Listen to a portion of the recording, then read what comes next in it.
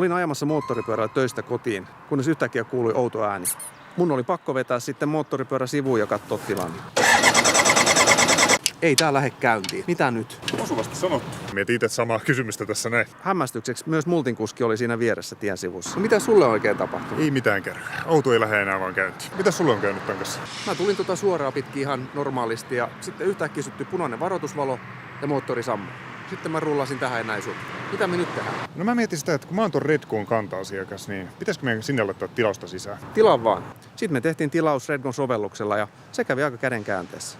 Ja Redcon tiepalvelu tuli tosi nopeasti paikalle. Mitäs täällä on tapahtunut? Mä tulin tuossa suoralla, punainen vikavalo syttyi, pyörä sammu, rullasin tähän ja ei käynnisty.